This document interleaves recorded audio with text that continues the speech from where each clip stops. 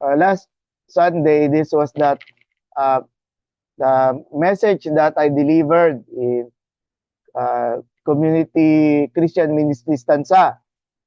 And so the topic assigned to me was spiritual growth through worship. And I chose Psalm chapter 18. And so you could see that the word worship comes from the Old English term worship, meaning giving worth to the per to up giving up appraising or lifting high, okay, increasing the value. And an example in 18:3, I will call upon the Lord who is worthy to be praised. So shall I be saved from my end. And these are the 150 or the five divisions of the Psalms. Okay? 1 to 41, 42 to 72. And Psalm 18 falls on the first book, first group. So Psalm 18, and this is how I divided, okay, the structure of Psalm 18. There is this introduction, and then the call for help, and then God's response, David's rescue explained. So how David was able to escape, okay, or receive mercy, and then reason for God's response, why God responded to him, and then God is merciful to his people. God is praised for his character, confidence of David renewed. God judges the wicked, and then there is this final praise for God's salvation. It provides the closing. Okay, so Ben and Pastor Don, you could see this is an example. And by the way, Psalm 18 is a long psalm, no, 50 verses. 50 verses, and this is how we look at it. Okay, so there is this heading to the choir master, a psalm of David, servant of the Lord, who addressed the words of this song to the Lord on the day. So what is the purpose of the heading? We know that it provides the author. It is David, and it tells of David's experience when Saul was being pursued David was being pursued by Saul. Okay, so meaning the one who is pursuing him is powerful, the king of David, the first king. And then when you look at to the choir master, meaning this is directed to the song leader, no, or we should say the conductor, when it is sung during the temple. And then introduction, he said, I love you, Lord, I love my uh, David opens the psalm by telling God, I love you, Lord, I love you. It's very sweet. It's a very sweet opening. And then he tells, the Lord is my rock and my fortress. We will know why. No? This is repeated later on. No? In the introduction, David explains why, or rather, David tells beginning. The explanation will come later. Okay? And then there is a call for help. So David begins to call Yahweh. No? He's inviting. No? He's calling the Lord because he is the cords of death encompass me. So this explains why David is in trouble. The cords of Sheol entangled me, the snares of death. So there is a uh, um, repetition of death, no? Death, torrents of destruction, that's another way. And then Sheol. Sheol is the place where the realm of the dead, no? So it doesn't use the word dead, but for the Israelites, they know what David is talking about. And then God's response, how did God respond to David's lament, no? David's lament, call for help. In my distress, I called upon the Lord, to God. From his temple, he heard my voice, and my cry to him reached his ears. And there is this manifestation, okay, manifestation of God's response.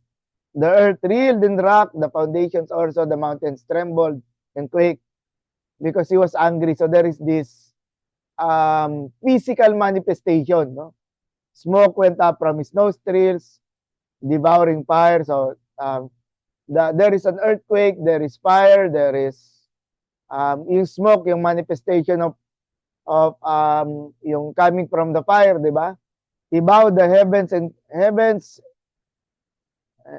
he bowed, the heavens came down, thick darkness was under his feet. He rode on the cherubim flew. This now, I do not know how David saw the cherub, no? But in a way, we can see the manifestation of God's response. There is still, so it's still, until verse 16. God's response. And then there is this David's experience of God's rescue, okay? David rescued me from my strong enemy, and we know that the strong enemy here, because of the heading, is Saul, okay? From those who hated me, and there is this even description. We look at the story of David in 1 Samuel, no? There is also, we could picture out Saul, King Saul, no? Hated David very much, and he was very Saul was very jealous. Okay? For they were too mighty for me. Now, look at this. My strong enemy, that's singular. Okay, that's one. But it moved into the plural. They were too mighty for me, so it becomes now the armies of Saul is now pursuing, no? Pursuing David, no? Beginning with one person, now it's many. They confronted me in the day of my calamity, but the Lord was my support. So day of my calamity can also mean disaster. So we can picture out how David was really in trouble here. But what's important here is God's rescue. Verse 17, he rescued me. Verse 18, the Lord was my support. No? And then verse 19, another way of saying verse 17, he brought me out into a broad place. Okay? He rescued me because he delighted in me. And there's this reason why God rescued David. Okay? The reason for God's rescue, this should be verse 19, sorry. This should only be verse 19. And in the previous, I'm going to remove verse 19. The reason for God's rescue, he brought me because he delighted in me. Okay? Notice that, look at the text. It is not because David was righteous. We already know that. Okay? At least in the Psalm, David he did not directly say that I am innocent. No. But of course, when you look at the logic, God delights on His people when they are faithful. Okay, so we could say that the reason for God's rescue, and the answer to that is because God delighted in David. And then the Lord dealt with me. Sorry. We do not need to change this one. Reason for God. Okay. Yeah. The Lord dealt with me according to my right. That's the answer, no? According to the cleanness of my hands, He rewarded me. Well, anyway, perhaps, for I have kept the ways of the Lord. And so here, why did God rescue David? Because of his testimony. Okay, sorry. Because of his innocence. And we see here that David was sharing his testimony. Okay? David was sharing his testimony why God rescued him. God delivered him. His rules were before me, meaning David was fulfilling God's rules. I was blameless before him and I kept myself from guilt. So the Lord has rewarded me according to my righteousness, according to the cleanness of my hands. And then, suddenly, look at here, the focal point the focal point here is David, the spotlight, no? the light was focused on David, one person, just one person. But here, he now goes on the community. He thinks of the community. No? With the merciful, you show yourself merciful. With the blameless man, you show yourself blameless. Now, the spotlight is no longer in David, correct? It now moves to the people. No? To other people who are also committed to God, also remaining faithful. That the merciful to those who are merciful, with the purified you show yourself pure. To save a humble people, right? So now the focus on the people who are humble, but the haughty eyes you bring down, meaning the proud and the arrogant. For it is you who light my lamp, and he goes back to the personal. The Lord my God lightens my darkness. For by you I can run against the troop, and by God I can leap over the wall.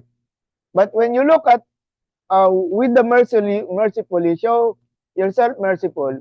We go back to the previous that where is it?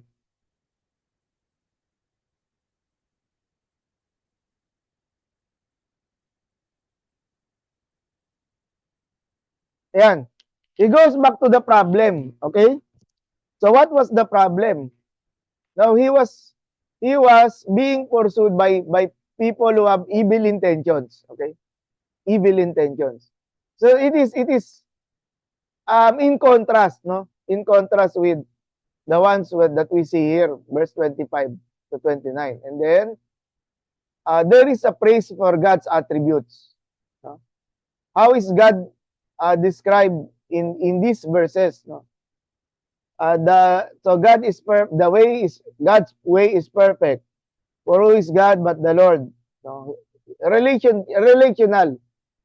He's God. He is for David. He's God. He is the Lord for himself. There is this sense of authority. The God who equipped me with strength made my way blameless. It still goes back to the experience, no? David's experience of being rescued.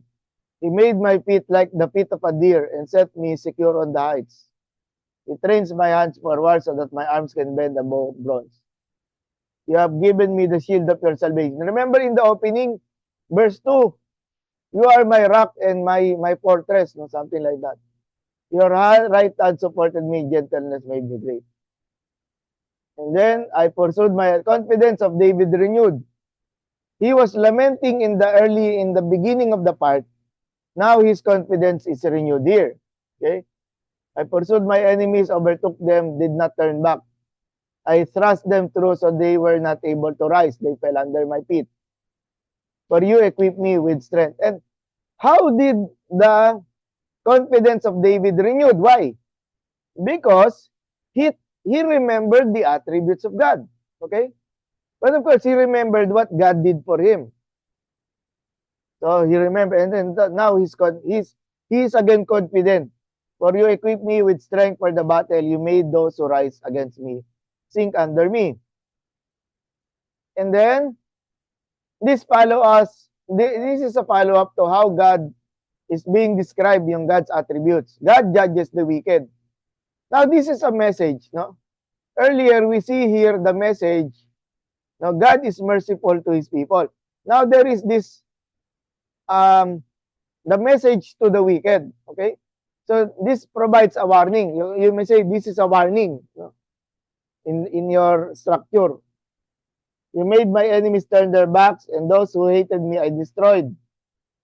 They cried for me help, but there was none to save. They cried to the Lord, but he did not answer. I beat them fine as dust before the wind. I cast it. So we see here that there is judgment against them. And then to the closing, verse 50. The Lord lives, and blessed be my rock, and exalted be the God of my salvation, the God who gave me vengeance. So at the beginning, David calls for the people to worship, no? And here, we see here again, David calling them, no? For this I will praise you. So this is telling the people that why, remember this is the ending. Among the nations and sing to your name. Great salvation he brings to his king. and shows steadfast love to his anointed, to David and his offspring forever. Before go, verse 50. This is the Davidic covenant, no? Second Samuel chapter 7. No? It goes back to the promise of Yahweh, who will grant it's a covenant between the Davidic dynasty, the family of David, the descendants of David, and it from a Christian perspective, it looks forward to Jesus Christ. No? So, lessons. What are the lessons we can learn? First, how is God portrayed from the Psalm? Okay? In these verses, God is our strength, rock, fortress, and deliverer. Verse 2, and then following up to verse 30, God is a refuge and a shield. So it is, of course, verse 2 is parallel with verse 1 in this description. And then, God is the living and sovereign King who rules over the nations. In this context, we can say that remembering David's experience with Saul, that Saul is a king, but Yahweh is a more powerful king than Saul. Okay? So that is again a contrast between the human king, which is Saul, and then the divine king, who is Yahweh. Teka lang. What's wrong with this?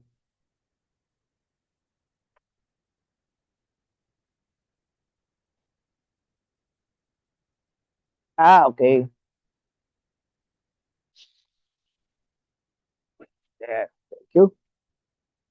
And then, not only that, okay, the third point, he is not only the king of Israel, in contrast to Saul. He is the king who rules over the nations. His domain, his sovereignty is extreme. No? And then God is merciful, faithful, and just. God is the giver of salvation, strength, and victory, which is a seeming repetition of verse 1 and verse 2. What is David thanking God for? No? First, we know that God rescued David. And then David's prayers were heard. Verse 6. And then David thanks God for giving him strength. So this is the renewed understanding, or we should say the new orientation following Walter Brueggemann's description of orientation, disorientation, and new orientation. Why should we worship God? Okay, so this is now the focus. Now the focus here is now to the church. Okay, to the local church. We worship God because He alone is worthy of praise. We worship God because He is faithful to those who trust Him, and that is the experience of David. We worship God because His ways are perfect. So this goes back to God's attributes. His word is true, and His love endures forever. And then finishing to the objective of the lesson, how does worship result in spiritual growth? No? Worship deepens our trust in God's strength and protection. And then worship strengthens our obedience before God, because again, our commitment to God becomes stronger. Because we trust in God, we continue to obey. No? Yung concept ng trust and obey. And then worship equips us for spiritual battle. And we could see that David used war imagery, no? War imagery, enabling us to face life's battles through God's power. And we know the battle is spiritual. It's not, we're not fighting against fellow people, no? But the forces that are against God. Okay, so what are your responses to Psalm chapter 18? Baka si Kuya Don muna, what is your feedback or your what can you say nga from Psalm 18? Yes, sir. It was a very personal, based on personal experience of David, and it Mm. shows his great confidence in God, even Mm. at times of troubles, because Tama, God tama. has proven his faithfulness and love for David. For maybe it happened for many years already. That's why David is very confident Tama, in tama. God, no Mm. matter what happens. Very good. How about you, Ben? Looking at Psalm 18, I want to hear. Uh, David is always like you already mentioned in verse 6. He always pray and Mm. ask to God, but Ah, he know that what he has done to him, the attribute of God. David know what God has done to. That's why he always asking and help to the Lord. And and you already mentioned on verse 15 and 19, he say, uh, he was saved from the soul. mm, mm. That that I understand and comprehending. David, the Lord is only his source for, Yes. yeah, Mm. because he knew what God has done to him. Okay, good. Sir.